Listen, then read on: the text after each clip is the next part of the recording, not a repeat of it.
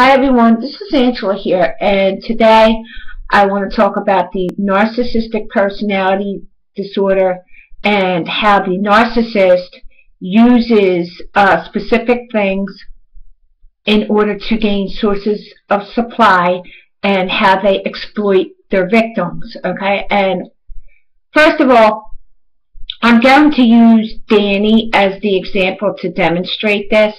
And I just want everyone to realize that I am not trying to smear Danny, okay?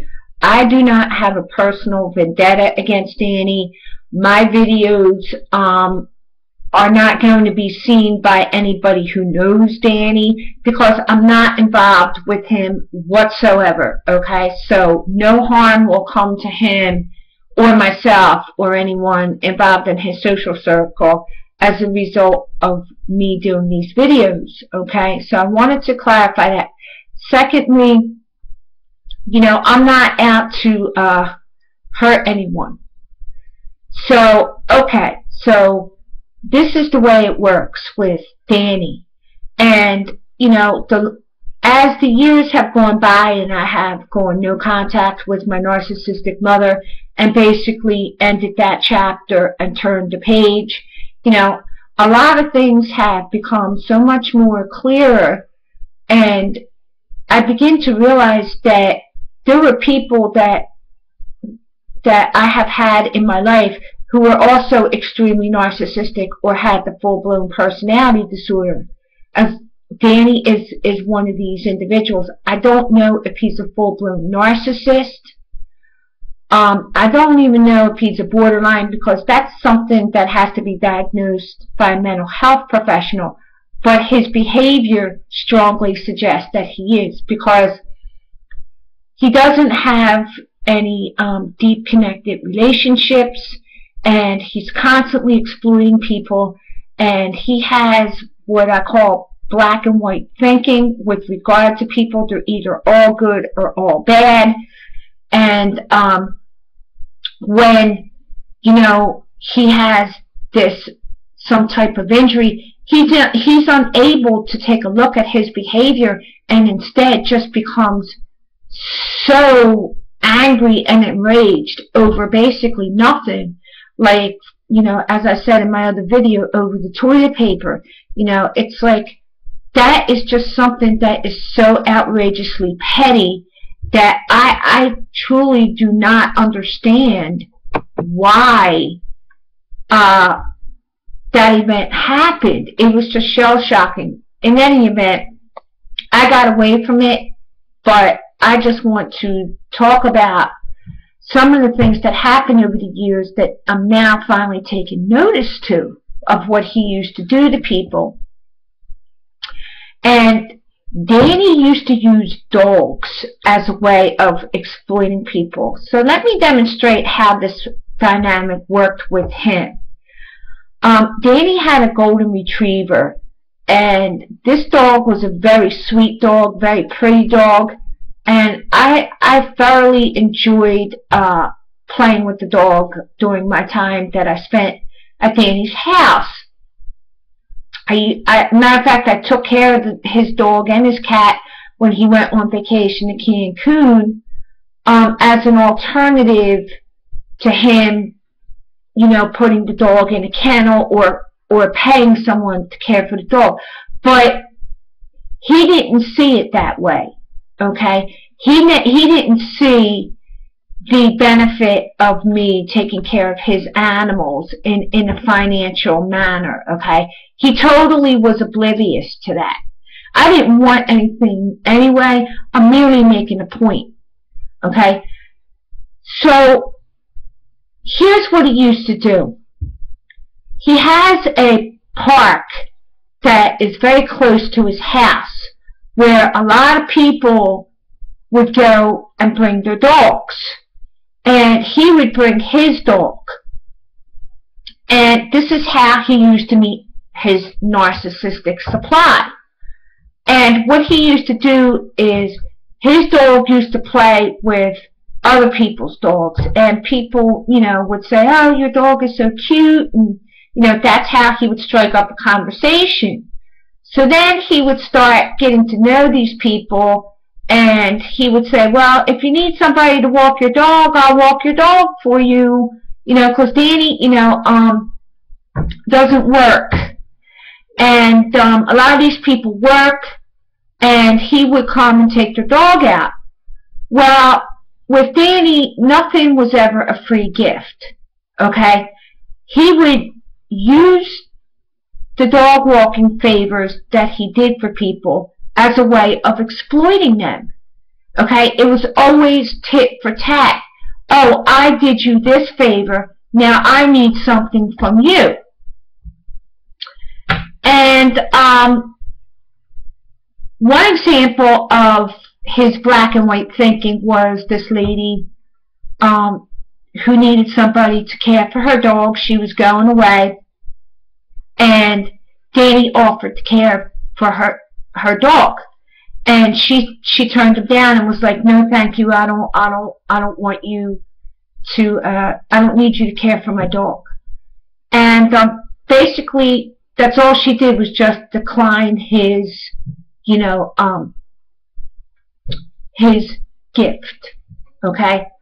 So, because she declined his gift, he turned around and called everybody that knew this woman, okay, and was totally devaluing her, telling everybody what a piece of shit she was, telling everybody that she was having an affair with a married man, and basically things that were none of his business, okay, to begin with. It's like whatever was involved in her personal life, why, like, I didn't understand why Danny was just so angry and upset about why this woman would not allow him to walk the dog. Like, dude, it's no big deal, just forget about it. But Danny took that very personally and just blatantly trashed her. And I'm just like, this is just ridiculous. Another person in the neighborhood was this woman who had a dog, another golden retriever named Buddy. And Danny used to go over and, when he was about to walk Scrappy, he knocked on this lady's door and offered to take her dog. And asked her if he could take her dog. And he'd done this several times, okay? And she would allow him to take the dog, and the dogs would go to the park and play. But he was taking his dog anyway, so it's not like he was going out of his way doing her a favor, okay? Then he turned around and he started walking in her house without knocking on the door. One day we went over to see her, and, she had her front door open, but just her screen door. He just walks in without knocking on her door. It's like, that's not appropriate. I don't care how well you know someone. It's like, you don't just walk in their house. You be polite and knock on the door. And, she was telling me that Danny used to use his grandmother to get pity, because his grandmother was elderly, and she, people used to feel bad because she had dementia and everything. And he used to say, oh, I'm out of olive oil, and I need some olive oil to make Grandmom some food or whatever. And then he would he would go over this woman's house. I don't know, because I wasn't there at that particular time when he did this. She was just telling me. And I don't know if he knocked on the door or walked in, but she gave him olive oil, like a whole container of olive oil, which cost like $20, and he just took it, and didn't offer to give her any money or whatever. It's like, whatever, but that's just one example of the way he used to exploit people. And he used to exploit me, and he used to use his grandmother to exploit me. I told you in my other video that, I used to feel sorry for his grandmother. Well, no, sorry. In my other video, I explained that Danny did me some favors. He loaned me some money in the past, long time ago. This was over 10 years ago. He loaned me money in the past to pay my rent, and I paid him back with my income tax check. And Danny, that's what kept me trapped in the mirror all these years, because he would do things for people, but there was always a catch, okay? You would have to pay that back over and over and over and over again. He used to exploit you doing this, okay? I used to feel sorry for his grandmother, and the holidays, when the holidays would roll around, particularly Thanksgiving, okay, he and his grandmother had nowhere to go, and he would call me up, oh, what are you doing for Thanksgiving? And I said, well, I'm cooking at home, you know, I got all the food and I'm preparing for Thanksgiving. And I'm like, what are you doing, Dan? And he's like, oh, no, I don't know, nothing, I've made no plans. Well, I used to feel sorry, feel compassion, and I invited him over for Thanksgiving, because basically I felt sorry for his grandmother. So one year he came over my house, and I will never forget this as long as I live. Not only did he come over my house empty-handed, you know, which I felt was a bit insulting, because it's, you know, not that I want anything, I really don't, but I'm always the type of person that if I get invited to someone's house for a dinner, I would always bring something, either a bottle of wine or something that the host can use at another time. That's just a courtesy of my way of saying thank you for inviting me for dinner. But Danny never did this. He always, and it's more than just one time, that he would just come over and just never bring anything. And to me, that was a bit insulting.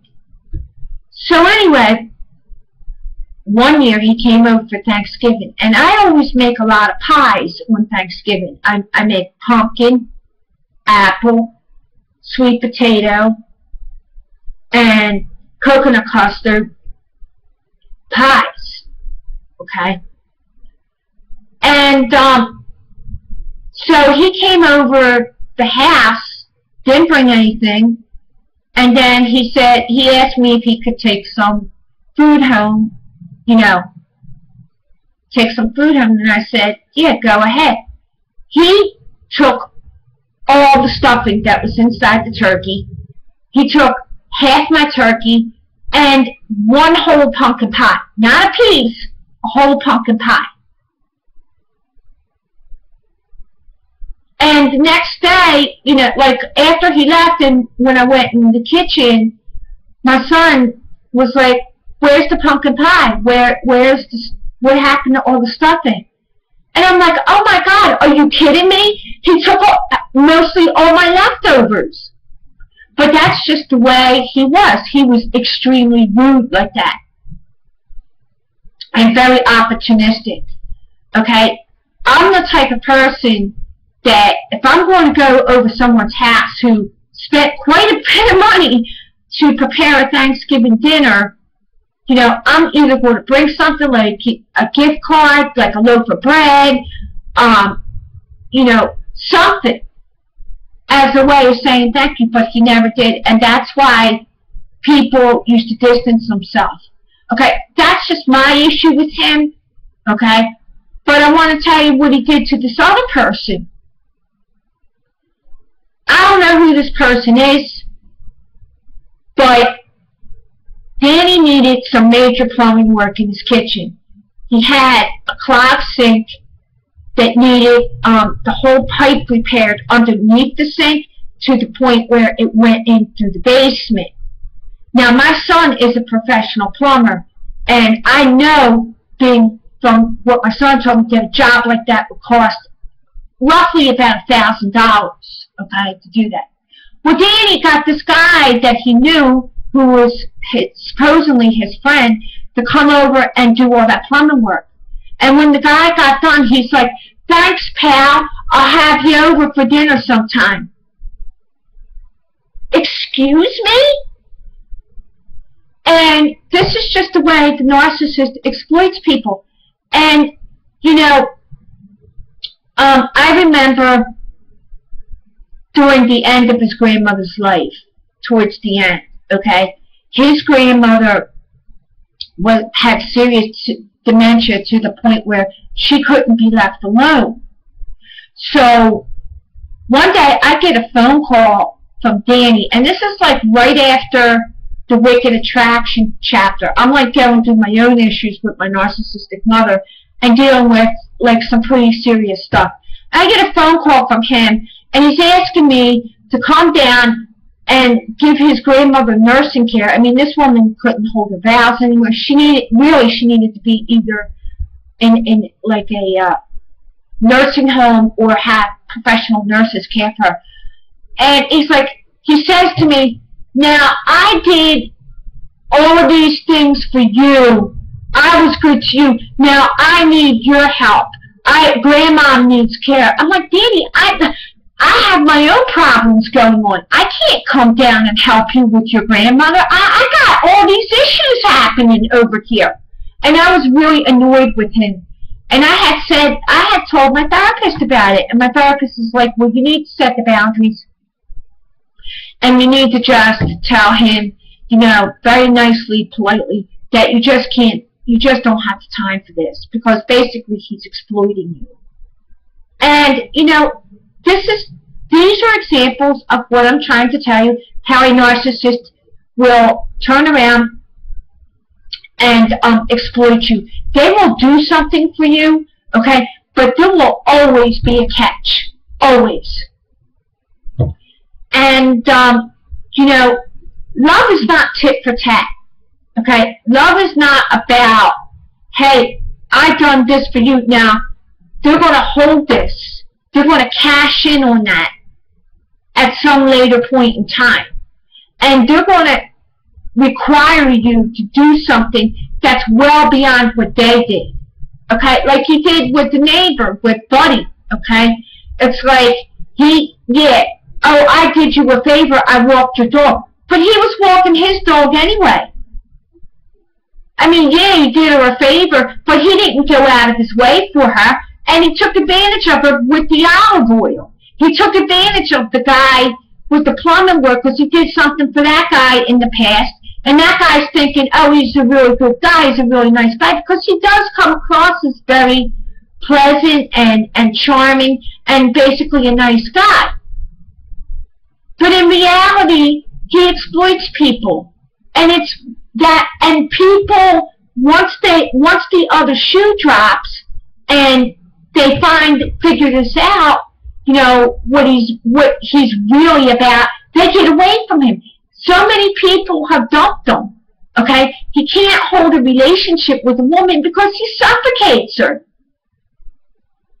He suffocates her. It's like he exploits the woman to the point where he tries to get anything he can from her for nothing, and then he turns around like he did with me and says, I treat you like gold.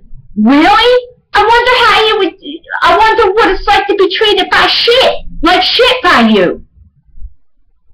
So, you see what I'm saying? It's like the time at the movie theater, you know, like I went on, like that was like our first date, and it's like, you know, I just made a comment of how good the popcorn smells. I wasn't like even hitting around. It's like, oh, that smells really good, because I really don't eat popcorn at movie theaters or buy any of that stuff anyway. But it was just the idea that it's like, you don't need that. I don't want to get robbed. It's like, okay. You know what I'm saying? It just showed you, well, gee, you know, that's kind of petty, isn't it?